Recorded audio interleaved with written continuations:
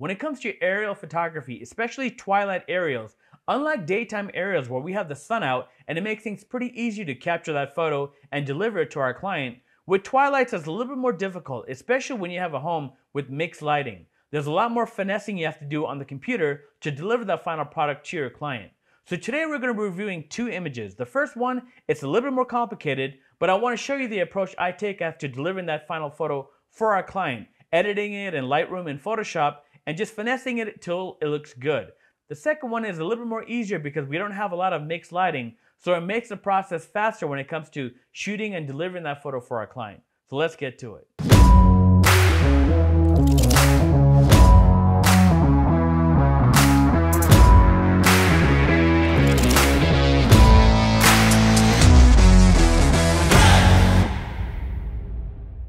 Hello everybody, welcome back to the channel. And for those of you who are new, my name is Fraser Almeida. I'm a photographer based here in Las Vegas, Nevada, and I specialize in luxury real estate, architecture, and interior design.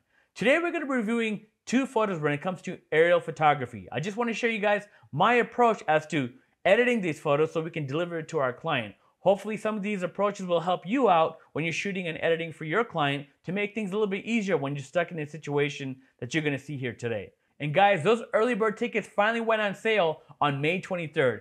And they all sold out, those 75 tickets, in 14 minutes. That just shows you how excited everybody is for this event.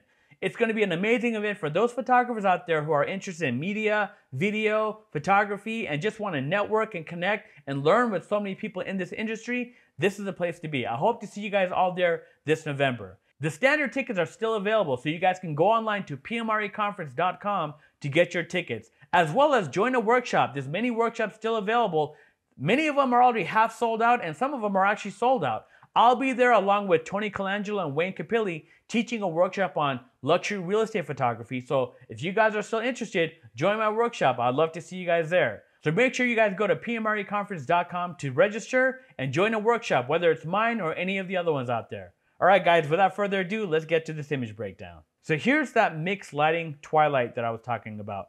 As you can see, we have a few things we need to tackle here. Number one, look at the color on the property itself, right? We have that yellow glow coming onto this property. Now, I like warm, right? I like warm because it's inviting, but that's a little bit too warm, especially because this is a white modern house. So we want to dial that back a little bit so we can bring in more of the white color of the home, but not this yellow, right? We don't want it to be this yellow. We do want a warmth in the windows, but not this yellow on the outside. Along with that, we do have this TV here that's casting this blue light onto the property as well. So we need to tone that down and also replace that TV screen. This property was sitting on a hill. So because it's sitting on a hill, this fire feature, as you can see right here, kept blowing out because it was just so windy. It wasn't crazy windy, but windy enough that it kept setting off that fire feature. So we have to make sure that back on the computer, we extend that flame in Photoshop so that it goes across this whole thing. Other than that, I do like down here below, I like the color here. That looks pretty good. I like the warmth there. That's the goal I'm trying to go for, is like that warm, inviting feeling rather than it to be too warm or too cold, right? I want to have a nice balance between the two. And then other than that, the sky here, it's really boring. I definitely think I'm going to do a sky replacement. Wasn't really any pretty colors or pretty clouds that day. So that's the beauty of Photoshop. We get to use the tools there to enhance this photo and make it look good. And then other than that, we do have another color cast happening here with these lights down here. So I want to dial that back so it's just nice and white, and it's not casting color onto the back of these lawn chairs here. And that's pretty much it. There's not too much going on here. My main goal here is pretty much to dial back the color on the walls of the house.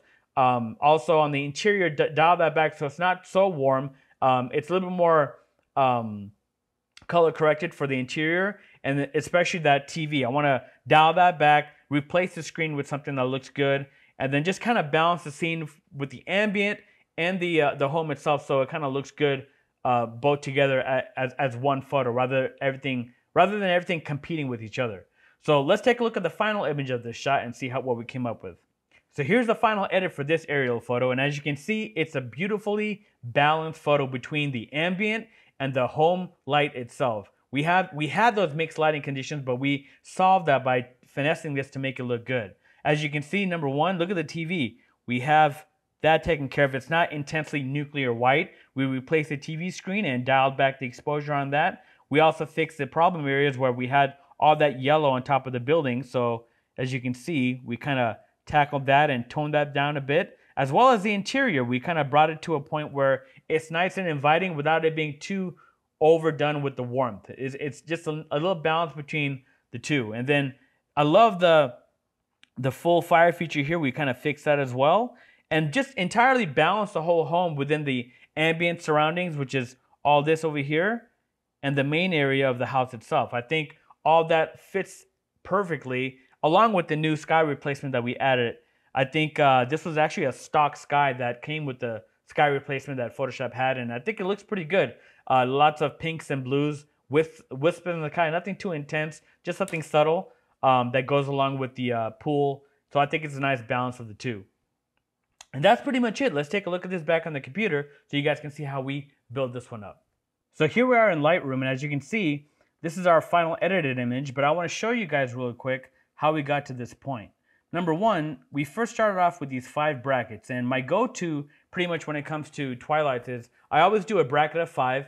I'm at f2.8 at ISO 200, and I'm on aperture priority. That's pretty much my go-to, and I can adjust from there. But for the most part, that really gets me in the ballpark of getting these images shot. So once I'm back to the computer, pretty much what I do is I take those 5 images, I merge them. So if I right-click here and I go to Photo Merge HDR, and what that does is it gives me a huge RAW file to work with, so I can push and pull those sliders in Lightroom to make this photo look good without destroying the image and getting it too pixelated or grainy.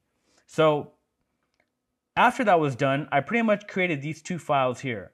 So as you can see, we have one image here which is a little bit more warmer, and then we have this other image here which is balanced more for the interior of the property. So as you can see, I like the color of the interior of the property here. It's a little bit too cool for the rest of the scene, but the interior looks good and the walls of the house look good. And this other image here, the grounds look good, and I like the warmth here, but it's a little bit too warm when it comes to the inside. So it's a little bit of a balancing act between those 2 images that I'm going to take into Photoshop and then build this whole thing up. So let's open this up in Photoshop and see. You can see exactly how we build this up. So here's our image in Photoshop, and let's build this up from the bottom. So starting off with, here's our base layer here, which is our little bit more warmer toned image, where I like the lighting on the grounds and some of the surrounding areas, but the house itself is a little bit too warm. Next, I brought in this layer, which is our cooler temperature layer, which I do like the interior lighting. I like the color and balance of that, as well as I do like that the house is a little bit more true to the color of it being white, but it's a little bit too cool. But we're going to fix that. It's a little bit too cool here, but adding a mask, we just kind of brush in the areas that we want. So this is a before and after, and as far as the mask, you can see that's kind of what we brought in. So before, after. And then here we just kind of warmed up that blue. It was a little bit too blue, so just adding a little bit more warmth to that so that it doesn't look so blue with a little bit of a hue saturation. Next, we toned down some of the blues that's surrounding the property. So as you can see down here where these lights are at on the ground along the floor, and as well as here on the left side, we kind of dial back the blues there. And on top of the top of the building as well, I think there was some blue as well. So we kind of added a hue saturation there and dial that back. And don't worry that we're bleeding into the sky. We're going to fix that anyway because we're going to be doing a sky replacement. Next, here's the curves. And all I did with the curves is, as you can see here, we just kind of added a little bit of an S-curve there just to give it a little bit more pop and a little more punch so it doesn't look so flat. So as you can see here, this is before and after. What a difference that makes. Next. Now this curve, it's very subtle, but this left side area here, because of the TV, it's throwing a blue cast on top of this wall. So I just kind of dialed that back a hair. So this is before and after. You can kind of see there's a little bit more of that blue there. So I just kind of dialed that back a hair. Next, I brought in an ambient layer for the highlights. As you can see here, the highlights are pretty hot here right now. So bringing back an ambient layer, which is just specifically targeted for the highlights, allowed me to just kind of brush in those areas that I only wanted to, you know, get a little more detail in those highlights. And all I pretty much did was use a mask, and I did the pretty much kind of like if you guys are familiar with Raya Pro or Lumenzia. These are like luminosity programs that help you to create mask and fill in like and blend in images. I kind of did it the manual way, which is using apply image. If you guys, I'm sure if you guys YouTube apply image and that approach, you guys can see it's the exact same thing, just a manual way of doing it. But pretty much that's what I did. I kind of used that to create a mask, and then I use that mask to bring back my highlights. So as you can see, we have the detail there. So there's a before and after and the highlights. Next, as you can see, we got that fire we need to tackle. So I just used a clone brush and kind of extended that fire along the length of the pool. And I made sure when I was flying that even though the wind was blowing and turning the fire feature off and on, that, you know, I made sure that I at least got a little bit of that fire feature on, because as long as I have a little bit of it on, I can fix the rest of it. But without anything there, it would have been a little bit more difficult to make a believable looking fire. With something there, at least I can make that look believable, because it's not that difficult to extend that and clone it along the length of that pool, right? So here's the before and after for that fire feature, and what a huge difference that makes. Next, we got our TV here. And what I want to show you guys here is, do you guys see the blooming behind that TV screen, right? So we just use another layer here and kind of fix that. So just to clean that up so it doesn't look so colorful back there. And I want to show you guys one more thing. The original TV that I brought in looked like this, right? It was way too dark. There's no way that looks believable. That TV is pretty intensely bright, and we want to make that look the way it is when in this photo. So pretty much all I did was added the levels and just kind of brought up the value of the luminosity of that screen, so it doesn't look so dark. So it's a little bit more believable to what it is, as if you were really there. And then other than that, here's our sky replacement. And like I said, this is a stock image from the sky replacement that's built in within Photoshop. And I think this one looked pretty good. I like the width of pinks and blues in the sky, and I think it matches perfectly with the colors of the pool. And then on top of that, I just added a hue saturation just to give it a little bit more punch for the colors in the sky. And that's pretty much it. We saved that, bring it back into Lightroom. And then all we did here was, if we look at our layers here, a couple things we did for our mask. Number one, here's a before and after. Do you see behind the actual TV, there's, because of the intensity of that light, it was kind of washing out the trees back there. So I kind of brought back some contrast onto the trees so it doesn't look so washed out. So I just did a mask and added some contrast, as you can see here. Next. So if I take this off, this wine area here inside the house was very blue, and it didn't match the rest of the colors of the interior of the house. So all I did was I used a brush and I just warmed that up so it looked a little bit more consistent with the rest of the lighting of the house. And then lastly here, the house was still a little bit blue, but I just wanted to add a touch of warmth to it. So I just added another brush here. And as you can see here, I did a color range for that blue. And all I did was go here and I just added a temperature, added 10 onto the temperature, just a very subtle amount, but enough that it warms it up slightly to make it a little bit more pleasant. And then I did added a brush, which was pretty much a intersect mask with brush, which what that allows you to do is target specific areas so that it's not affecting the entire scene, it's only affecting the areas you brush in. So if I take that off and on, you can see it's very subtle, but it does make a difference for the warmth of that house. And that's pretty much it as far as masks go. And then other than that, we did, I think, yeah, we just cleaned up a little bit of some blemishes here for the surrounding grounds. And then we just fixed the verticals on here. So actually the verticals were fixed prior to this. So it looks pretty good right now as it is. And that's pretty much it.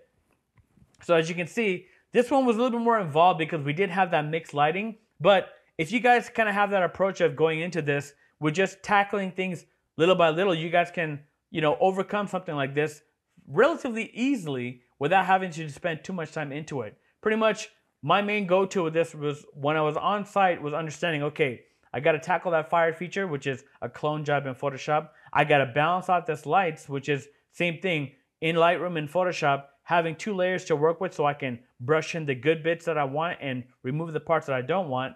And then the TV, that's pretty much the only other thing that we need to really tackle, along with the sky. And that's pretty much it. We kind of added all that together to make this one final image for our client. And that's it. I think they're going to be happy with this, and I can't wait for them to see it. Just a couple of little tips I want to share with you guys when it comes to aerial twilights. You want to first off make sure you get there early enough to prep the house, because sometimes whether you're there for your client or a commercial client or whoever it is, things aren't just going to be ready to go. 9 times out of 10, things aren't ready, and you, the professional, need to be there to make sure things are ready to go. So when you fly up in the air, everything's done. You don't have to sit there and fix things. You can just focus on capturing good photos. So when you get there early, make sure your pool lights are on, any kind of features are on, waterfalls, fire features, entertainment areas like this TV and this particular photo. Go around, look at the furniture, make sure that pillows are fluffed. If there's lawn chairs, the backs are up so that it looks visually appealing into a photo, and make sure there's no clutter and things are cleaned up, because all that stuff you don't want to have to deal with when you're in the air flying. When you're flying, all you want to care about is nice composition so you can be in and out of there quick, because time is going really, really fast when it comes to twilights. We don't have that much time to spend, unlike a daytime photo where we have a lot more time because the sun is out. With twilight, that light is falling very, very fast, and we want to be in and out of there quick when it comes to capturing those twilight aerials. Also, another thing I want you guys to be aware of, just because you have a drone doesn't mean that you need to think of it differently from a tripod. I really want you guys to think of it as a tripod in the sky. And the reason why I say that is because you still need to be a photographer, and you still need to compose good for your client and your subject. Think of it as if you really had a tripod, and if you could just go up higher, how would you compose? And that's why this particular composition, I shot it the way I did. I didn't want to get above the roof line. I wanted to get underneath it just to be nicely composed within the scene so I can appreciate the view of the pool feature, of the interior of the house, and of the entertainment center there, along with that fire feature as well. Those are the main key points for this backyard, and had I had been maybe up way too high, I would have lost the appeal of that. Everything would have become small. It wouldn't be as dominant. This particular composition, things are dominant enough where you can appreciate everything, and it really helps to sell this property for our client. Otherwise, if we're just going around and spraying and shooting and doing all these crazy angles, we're not going to really focus on what's the key thing that's going to really help sell this property. So sell this property or be a feature that our client needs for their portfolio or whatever it is, right? So just think about that when you guys are out there shooting. Don't just think of it as a drone. Think of it as a tripod in the sky. That's going to help you to really stop and compose rather than just shoot all these funky angles and make it just a not desirable composition. So let's get to our last image here. So here's our ambient image for this property, and like I said before, I'm using 5 brackets. This is the first of the 5, so there's a lot more brighter images in this set of 5, but this is the first one here. So in regards to the things that I want to tackle, number 1 is there are some highlighted areas in the property itself, so I want to make sure that I bring back the detail in that. Also, I want to bring up the exposure in the surrounding areas so that it's not so dark, and with the other exposures I can definitely do that. The sky, I actually kind of like it. I can see there is some wisp of clouds there and some color back there. So I think just selecting that in Lightroom and adding some saturation and pop to that will make it look good. And that's pretty much it. We just need to tweak this in Lightroom very, very subtly. It's not too much that we need to do. And if we bring it into Photoshop, really it will only be for the highlights to probably tame that back and bring in more detail. But that's it. So let's take a look at the final image of this one. So here's our final edited image, and as you can see, it looks really, really good. I love the balance of the ground surrounding the property and the building itself. I think it looks really, really good, and it fits the scene perfectly. There really was not that much we needed to do for this scene. Everything was nicely balanced because all the lighting was the same color temperature, so it made our job easier when it came to editing. So we fixed all the highlights and the color onto the property. We also fixed all the areas around the property, so we brought up the detail into that so it's not so dark. And the same thing with the sky. We kind of just enhanced that within Lightroom, added some pop to the sky, so it did some saturation of color. And that's it. It's really not that difficult for this particular image. Let's take a look at this back in Lightroom so you can see how we built this up, so you can see how fast, when we have a scene like this that's very simple, all consistent with the lighting, it really makes our job really easy when it comes back to taking it onto the computer and delivering it for our client. So here we are in Lightroom, and as you can see, here's that final image. And I just want to show you guys, as you can see below, here are our 5 brackets. And then once we had our merged HDR image, I just tweaked the settings to make this image look good. So I dropped the white balance to 5200, brought up the exposure just a hair, highlights -100, opened up the shadows to 100, added a little bit of blacks, clarity, and then on top of that, we added a mask. So here's our sky. As you can see, there's a before and after. So just selecting the sky and adding some saturation to it helped it to get some pop in there. Next. As you can see, I wanted to tone down the highlights on the building itself. So this is before. It was a little bit too intense. So just selecting the luminosity of the image and then dial it back. Here's the settings for it.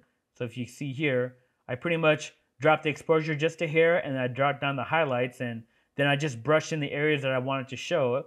So this is before and after. And then lastly, there was a little bit of a blue tint onto the property itself, so I just kind of killed that blue. So if you notice here, the color range, I just kind of dropped the saturation on that blue so it's not so intense. And then I just brushed on the areas that I wanted to remove it. So which was primarily, you can see in the red, the main house building itself. So this is before and after. And that's pretty much it. Other than that, we did add some highlights. Oh, we dropped the highlights down on this ambient layer, because what I wanted to do was just bring it back into Photoshop to just add a little bit more information onto the highlights. So if we open this up,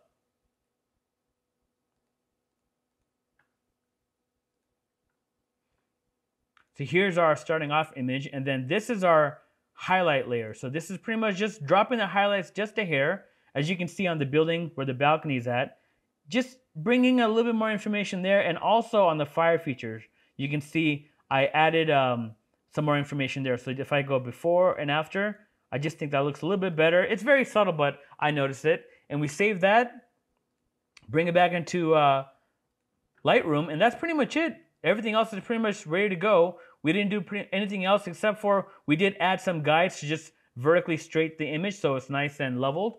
And that's it. It's a final polished image for our client, ready to go. So as you can see, between this one and the other one, when you have a scene like this where the light is very consistent, the color is the same, it's really easy to deliver a photo that's not going to take you so much time on the computer, and you can send it off to your client very quick. Unlike the other one where there's a lot more involved, there's a lot more mixed lighting, and you have to take the time to finesse it to make it look good. But we're the professionals, and we have to do that. Whether you're sending it off to an editor that's qualified to do it, or you have the skill yourself, you have to make sure you take that time to make that image look good. Don't just shoot from the drone and expect that that's good enough. That's not good enough. You have to make sure that you finesse that until it looks good enough for your client to be able to use and market for themselves or showcase in their portfolio. Well guys, thanks again for joining me on this video. I hope you guys found some tips that's going to help you out when you're out there shooting those aerial twilights for your own client. Hopefully some of these techniques that's going to help you when you're out there on the field or back at the computer editing, delivering that final photo for your client. And remember guys to like and subscribe. It really helps the channel out, and it allows me to make these type of videos. Hopefully I'll see you guys there this November at the workshop or at the conference. Remember to go to PMREconference.com to get your tickets or join those workshops. Until next time guys, remember, keep on shooting, and I'll see you then.